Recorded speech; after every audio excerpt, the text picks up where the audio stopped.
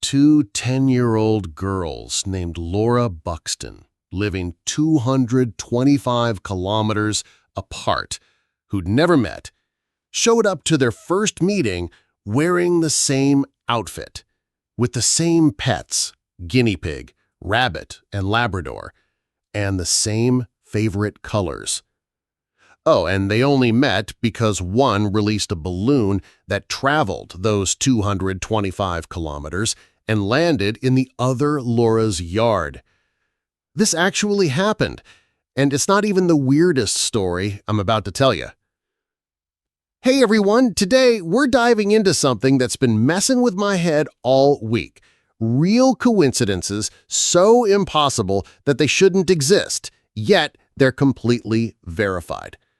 We're talking about Anthony Hopkins finding the exact book he needed on a random bench, which turned out to be the author's personal lost copy. About Lincoln's assassin's brother saving Lincoln's son exactly 1 year before the assassination. These aren't urban legends, they're documented facts.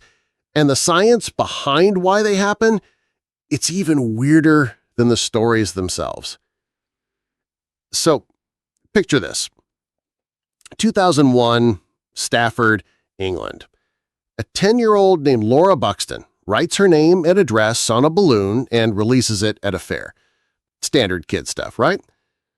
That balloon flies 225 kilometers, but 140 miles, and lands in a farmer's field in Wiltshire. Here's where it gets insane. The farmer's neighbors have a 10-year-old daughter. Her name? Also Laura Buxton. When the farmer saw the name on the balloon, he thought it must belong to his neighbor's kid. So Laura number 2 contacts Laura number 1. When they meet, both Lauras show up in the same outfit, pink jumper, jeans, both have blonde hair, similar height, both own a guinea pig, a rabbit, and a 3-year-old Labrador. They both love the same colors. I spent hours fact-checking this. It's real. Multiple news sources, interviews with both families. Not twins, not related, never met before. Just two eerily similar girls connected by a balloon that somehow traveled exactly where it needed to go. This one involves Anthony Hopkins. Yes, Hannibal Lecter Anthony Hopkins. Early 1970s, he gets cast in a movie called The Girl from Petrovka, based on George Pfeiffer's novel. Hopkins wants to read the book to prepare for his role. He searches all over London, every bookstore, sold out. Libraries, nothing. He's about to give up when walking through Leicester Square, he spots a book on a bench. Guess what book? The Girl from Petrovka, just sitting there, abandoned. But wait, it gets crazier. Months later, Hopkins is on set and meets George Pfeiffer, the author. Hopkins mentions finding the book on a bench. Pfeiffer goes pale. He asks to see it. Turns out it's Pfeiffer's personal copy with his handwritten notes in the margins.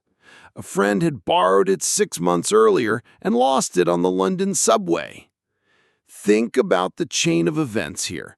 Pfeiffer's friend loses the book. It somehow ends up on a bench. Hopkins, who desperately needs this exact book, happens to walk by at the exact right moment. The probability of this is so small, calculators can't even display the number. 1864, Jersey City train station. Robert Todd Lincoln, Abraham Lincoln's son, is waiting for a train. The platform is crowded, he gets pushed, starts falling onto the tracks just as a train approaches. Certain death, right? A stranger grabs him by the collar, pulls him back to safety. That stranger? Edwin Booth, one of America's most famous actors at the time. Robert recognizes him, thanks him. Life goes on. 1 year later, April 1865, Abraham Lincoln is assassinated at Ford's Theater.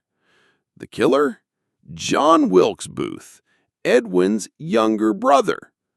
So the brother of Lincoln's assassin saved Lincoln's son exactly 1 year before the assassination. You literally cannot make this stuff up. It's in the history books, verified by multiple witnesses, including Robert Lincoln himself, who wrote about it years later. Now, here's where my tech brain kicks in. These stories feel impossible because we're terrible at understanding probability. There's something called the law of large numbers. Basically, in a world with 8 billion people making thousands of decisions daily, even 1 in a trillion events have to happen to someone. Think about it like this. Every second, there are millions of interactions happening globally. Books being left places, balloons flying, people meeting.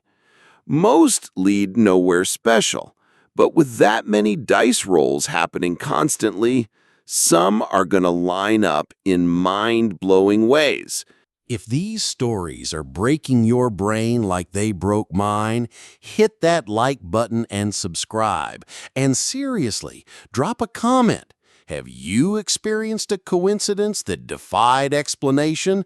I want to hear your stories because I'm genuinely fascinated by this stuff. But here's what really gets me. Knowing the statistics doesn't make these stories less amazing. There's something called the clustering illusion. Our brains are wired to see patterns even in randomness. We're meaning-making machines. We can't help but feel like the universe is trying to tell us something. And maybe that's okay.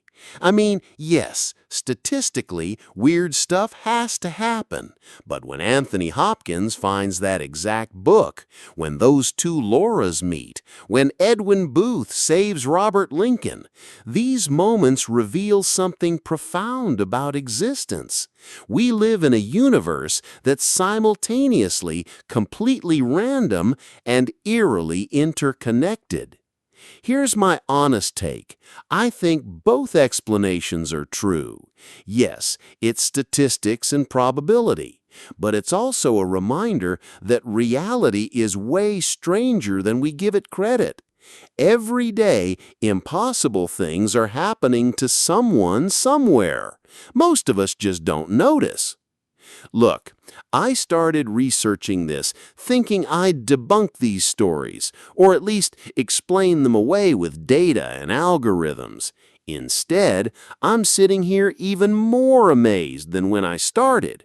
Because here's the thing, in a truly random universe, these patterns shouldn't feel meaningful, but they do. Every single one of us has experienced something that made us go, there's no way that's just coincidence.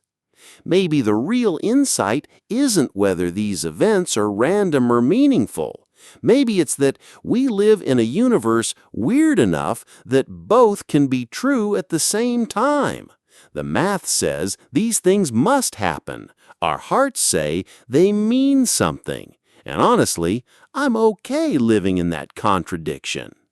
What's the craziest coincidence you've experienced? Share it in the comments, because if these 3 stories taught me anything, it's that the impossible happens every single day. We just need to pay attention. See you next week, where we'll dive back into the world of tech and AI.